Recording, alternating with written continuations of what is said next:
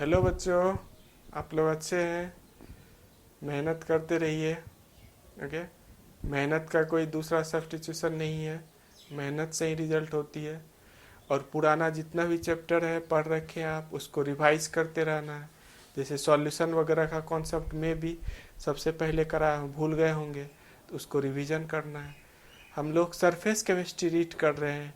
और surface chemistry में enzymes, पिछले क्लास में आपने इंजाइम्स देखा था। इंजाइम्स का थोड़ा बहुत पार्ट बचा हुआ है, उसको आज देखेंगे हम लोग।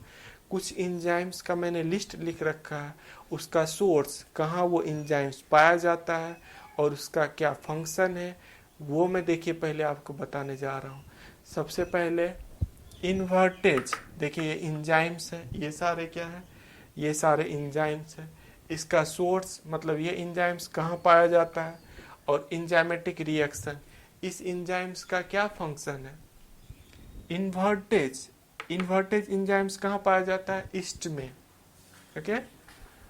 और इसका फंक्शन क्या है, सुक्रोज को ये कन्वर्ट कर देता है इन्वर्टेज इंजाइम ग्लूकोज और फ्रक्टोज में। सुक्रोज को किस में कन्वर्ट करेगा, ग्लूकोज और फ्रक्टोज में कन्वर्ट कर देता है। जाइमेज, जाइमेज इंजाइम कहाँ पाया जाता है, ये भी ईस्ट में पाया जाता है। और इसका क्या काम है, ये ग्लूकोज को कन्वर्ट कर देता है इथाइल अल्कोहल और CO2 में। ओके। आपको याद रखने होंगे ये सब इंजाइम्स, इसका फंक्शन, ऑब्जेक्टिव क्वेश्चन वगैरह देता है। माल्टेज, माल्टेज इंजाइम भी कहाँ पाया जाता है, ईस्ट में। इसका क्या फंक्शन है, माल्टोज को ग्लूकोज में कन्वर्ट कर देता है। यूरेज, यूरेज इंजाइम्स कहाँ पाया जाता है, ये सोयाबीन में पाया जाता है। यूरेज इंजाइम्स कहाँ पाया जाता है, सोयाबीन में।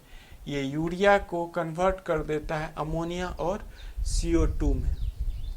पेप्सिन इंजाइम स्टोमक में पाया जाता है, प्रोटीन को अमीनो एसिड में कन्वर्ट कर देता है।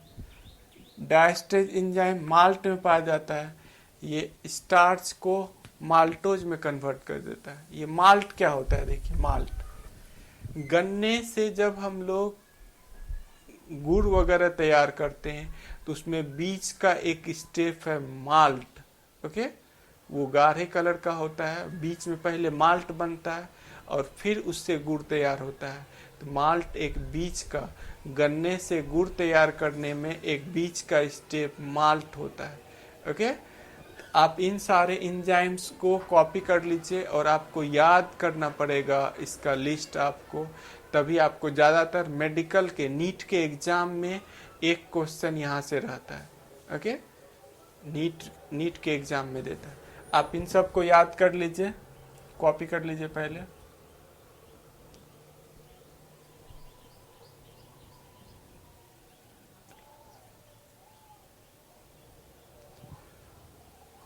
मे भी आपने, देखिए मैं पूरा बोर्ड ही छोड़ देता हूँ, आप कॉपी कर रहे होंगे। मेरे साथ आप कॉपी करते हैं तभी 100% आएगा। नेक्स्ट देखिए मैं बताने जा रहा हूं mechanism of enzyme catalysed reaction.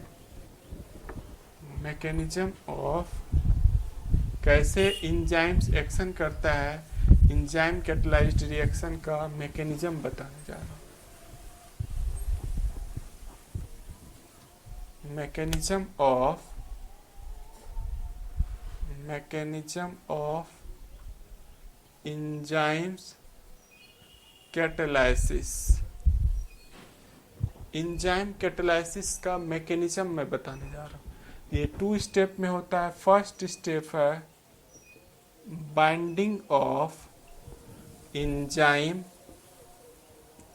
To substrate to give activated complex.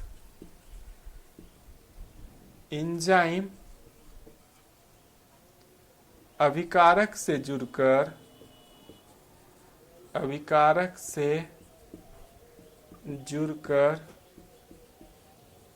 सक्रिय जटिल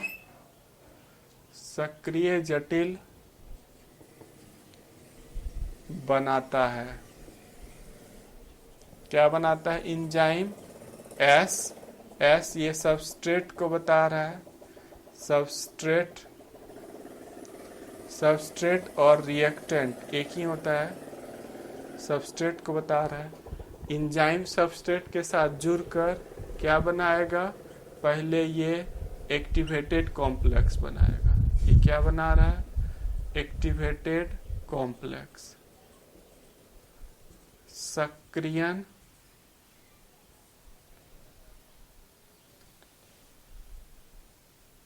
सक्रिय जटिल। इंजाइम्स क्या करता है, पहले फर्स्ट स्टेप में रिएक्टेंट के साथ जुड़ जाता है और रिएक्टेंट के साथ जुड़कर एक्टिवेटेड कॉम्प्लेक्स बनाता है, एक इंटरमीडिएट बनाता है, इसको इंटरमीडिएट बोलते हैं। आप केमिकल काइनेटिक्स में ये सब टर्म पढ़ रखे हैं, एक्टिवेशन एनर्जी, एक्टिवेटेड कॉम्प्लेक्स, इन सब के बारे में केमिकल काइनेटिक्स में आपने अच्छे से रीड किया है। तो वो बनाता है और फर्दर ये डिकम्पोज कर जाएगा, एक्टिवेटेड कॉम्प्लेक्स डिकम्पोज कर जाएगा और ये प्रोडक्ट देगा। अभी हम लोग थ्योरेटिकली देख रहे हैं, फिर डायग्रामेटिकली भी हम लोग देखेंगे कि कैसे इंजाइम सबस्ट्रेट के साथ जुड़कर एक्टिवेटेड कॉम्प्लेक्स बनाता है और वो फिर प्रोडक्ट में जाता है। ओके, आप इसको कॉपी कर रहे होंगे। ये फर्स्ट स्टेप है।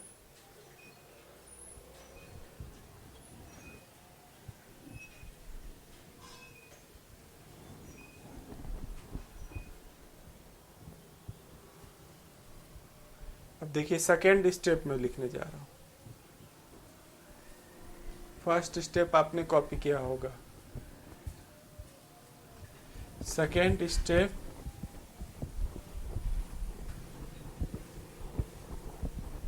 डिकम्पोज करेगा, ये एक्टिवेटेड कॉम्प्लेक्स क्या होगा, डिकम्पोज कर जाएगा सेकेंड स्टेप में। Decomposition of activated complex to give product and enzymes। सक्रिय जटिल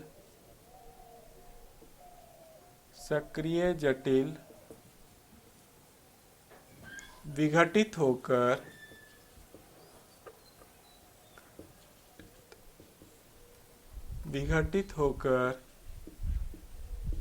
उत्पाद एवं एंजाइम्स में परिवर्तित हो जाता है।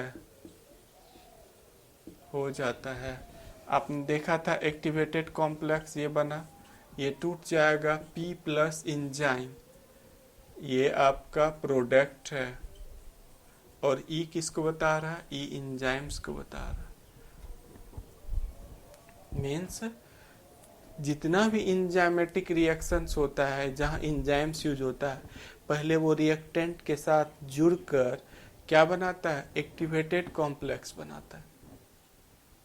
और जब एक्टिवेटेड कॉम्प्लेक्स बन गया तब वो डिकम्पोज कर जाता है। देखिए एक्टिवेटेड कॉम्प्लेक्स, ये क्या है आपका एक्टिवेटेड कॉम्प्लेक्स, और एक्टिवेटेड कॉम्प्लेक्स डिकम्पोज कर गया, किसमें डिकम्पोज कर गया, प्रोडक्ट प्लस इंजाइम्स।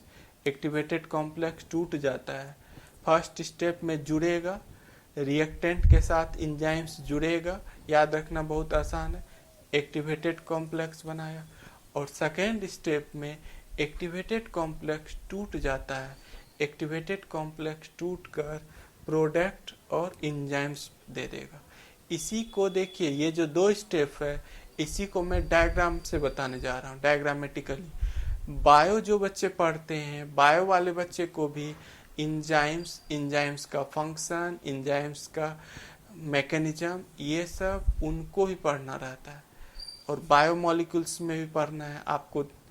केमिस्ट्री में ही दो जगह हो गया, एक सरफेस केमिस्ट्री, और बायोमोलिक्यूल्स में जाके देखिए वहाँ भी इंजाइम्स एक टॉपिक है आपका।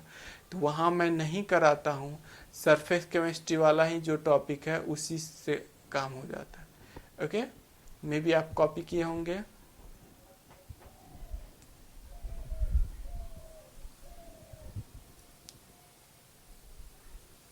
डायग्रामेटिकली। अब इसी चीज को देखिए मैं डायग्रामेटिकली बताने जा रहा हूँ।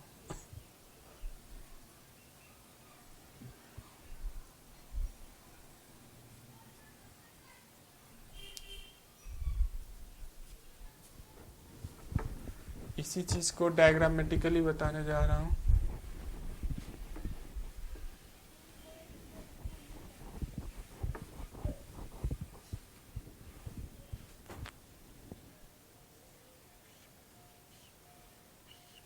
ये इंजाइम है,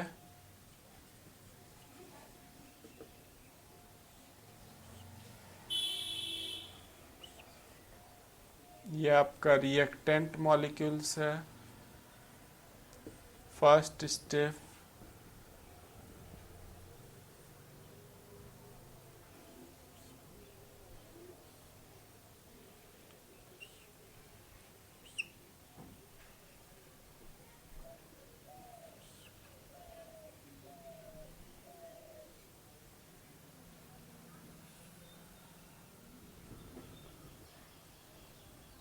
ये एक्टिवेटेड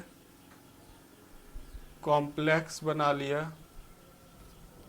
देख रहे इंजाइम्स, इसके शेप में ये फिट हो गया रिएक्टेंट आके, इसीलिए इंजाइम्स और सबस्ट्रेट को, यदि इससे पहले वाला वीडियो आप देखे होंगे, इंजाइम और सबस्ट्रेट के बीच जो रिलेशन होता है कैसा होता है, की लॉक रिलेशन। देखिए ये वाला रिएक्टेंट इसमें फिट हो जाएगा तो रिएक्शन आगे हो रहा है, इंजाइम्स इस पे काम कर रहे हैं। यदि इस रिएक्टेंट के जगह पर मैं इस टाइप का ले लेता रिएक्टेंट, देखिए ये रिएक्टेंट ले लेता है कोई बी, ये ए है, ये इसमें फिट होगा? नहीं होगा। इंजाइम्स इस पर एक्शन ही नहीं करेगा, इंजाइम्स इस पर एक्शन नहीं करेगा, आगे रिएक्शन प्रोसीड नहीं होगा। अब सेकेंड स्टेप में क्या होगा, ये टूट जाएगा।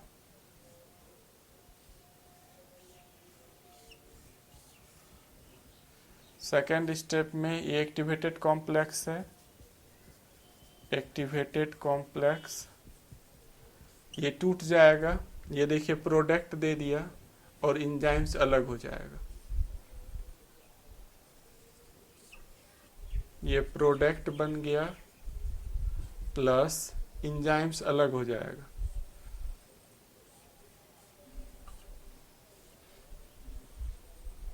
ये इंजाइम्स अलग हो गया, प्रोडक्ट मिल गया। सेकेंड स्टेप में एक्टिवेटेड कॉम्प्लेक्स टूट गया, प्रोडक्ट दे दिया और इंजाइम्स दे। कहिएगा सर ऐसा होता है क्या जैसे आप डायग्राम बनाए हैं? ये बच्चे को समझाने के लिए आपको एनसीईआरटी में, रेफरेंस बुक में ये सब डायग्राम मिलेगा। पहले आप इसको कॉपी कर लीजिए। रियल में इंजाइम और सबस्ट्रेट के बीच क्या हो रहा है वो मैं अभी बताने जा रहा हूँ, पहले आप इसको कॉपी कर लीजिए।